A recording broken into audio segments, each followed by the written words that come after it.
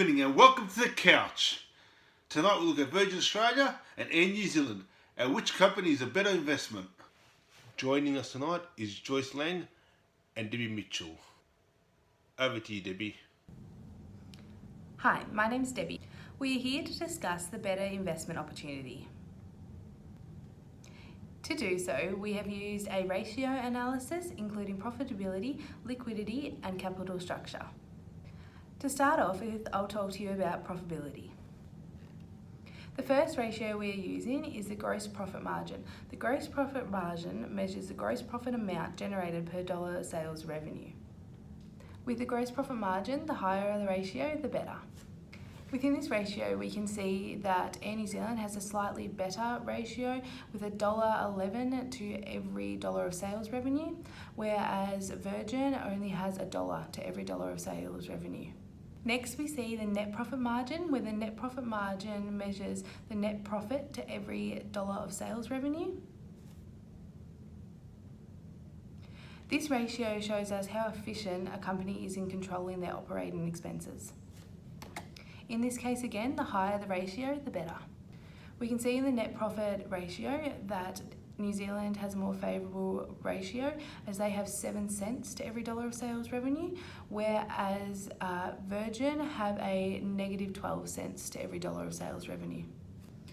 The return on asset ratio rates the rate of return earned on investment of an asset and how effective the company is at utilising their assets to generate revenue. The higher the ratio in this circumstance, the better. We can see in our analysis that Air New Zealand has a more favourable ratio with 4 cents to every dollar of asset, whereas Virgin have a negative 10 cents to every dollar of asset. We see in the return of equity ratio that this measures the rate of return on equity provided by the owners. The higher the ratio in this circumstance, the better the ratio. We can see in our analysis that again Air New Zealand has a better ratio or more favourable ratio as they have 17 cents to every dollar of equity provided, whereas Virgin has a negative 59 cents to every dollar of equity provided. Overall, with this ratio analysis, we can see that Air New Zealand performs better in terms of profitability. Thank you for that, Debbie. Joyce had the pleasure of looking at both companies' liquidity, and the information that she's found will surprise. Over to you, Joyce. Hi, my name is Joyce, and today I would like to compare the liquidity structure on two airline companies, Air New Zealand Limited and Virgin Australia Holdings Limited. Liquidity is an important factor to look at within a company when choosing our investments, because it represents a crucial element within the business structure to measure a company's ability to pay its debts as they fall due. The ratio analysis presented in this video is to measure the company's short-term risk, focusing on their current assets and liabilities, in order to work out which company has a higher working capital to commit its short-term business goals and obligations. Although it is good to ensure that the company has sufficient working capitals to run their short-term requirements, it is also important to know that they don't have excessive amount of uninvested capital that is not being utilized in other assets that may be a potential assistance to generate more returns. First, we have working capital ratios, which measures how much sufficient working capital a company holds in order to satisfy the short-term requirements and obligations. In order to do so, we are calculating its value of current assets against the value of current liabilities. Looking at the figures, we can see that for VAH, every dollar worth of liabilities they have about 78 cents worth of assets used to cover. Compared to AIZ, this was about 83 cents, which was slightly higher. Between the two companies, AIZ shows a slightly higher working capital ratios compared to VAH, which shows that AIZ has more current assets in which to cover their current liabilities. Second, we have quick ratios, which measures the ability of the firm to meet its short-term commitments on short-term notice by measuring both companies' holdings of current assets available without including inventory for a more accurate measure of the company's financial abilities. Between the two companies, AIZ shows a higher quick ratios compared to VAH, which indicating that AIZ has a slightly higher ability to meet its short-term debts and commitments on a short notice. The rule of thumb suggests that the minimum ratio should be 0.8 to 1, which is exactly what the AIC has achieved. However, it varies between industries. Lastly, we have assets turnover ratio, which measures the overall efficiency in generating income per dollar of investments in assets. Although both companies' figures were not ideal, VAH shows a higher assets turnover compared to AIZ, which demonstrates that VAH overall efficiency in generating income per dollar of investments in assets is higher.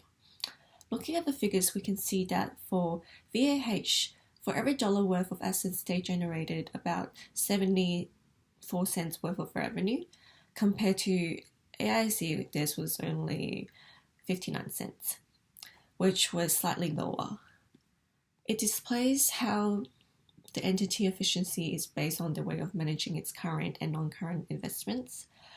Overall, AIC has the better ability in their liquidity structure, as they have demonstrated a more sufficient working capital ratio for the current assets to cover its liabilities and a higher quick ratios to meet the short-term debts. Although VAH have a higher efficiency in generating better income in assets, their lack of ability in the other two categories differentiated their overall structure performance. Thank you for that information, Joyce. In addition to the information that both my colleagues have provided, I had the pleasure of looking at both companies' capital structure, and this is what I found. Capital structure. The capital structure of a business is defined as the careful balance between equity and debt that a business uses to finance its assets, day-to-day operations and future growth. We now take a look at the capital structure of Virgin Australia and New Zealand. First, we looked at the debt-to-ratio for liabilities and assets. In the last financial year, Virgin Australia had an 82% liabilities to assets ratio, whereas Air New Zealand had a 72% liabilities to assets ratio. Out of the two, we found that Virgin Australia had a greater financial risk over Air New Zealand. In addition to the above, I had a look at the debt ratio for liabilities and net assets, and found that Virgin Australia is at a 4.6% high, where Air New Zealand is sitting at a 2.6 high. This gives us an indication that Virgin Australia, with a higher debt ratio, is not generating enough revenue to cover its debts. Lastly, we look at the internal conversion rate, made up of any earnings earned prior to any payments made or any financial costs involved. By looking at this report, we found Virgin Australia to be in the negative of 28%. As for Air New Zealand, they were placed in a positive of 7.4%. This indicates to us that Virgin Australia may be failing to meet its obligations, paying interest which may put the company in further debt. Whereas on the other hand, Air New Zealand is moving along nicely and is able to meet all interest repayments. With information that my colleagues Joyce and Debbie and I have provided, at conclusion, overall Virgin Australia is showing a financial risk, whereas Air New Zealand is showing profitable. That's all we have for you tonight. Thank you for joining us, and come back next week on the couch for some more financial review reports.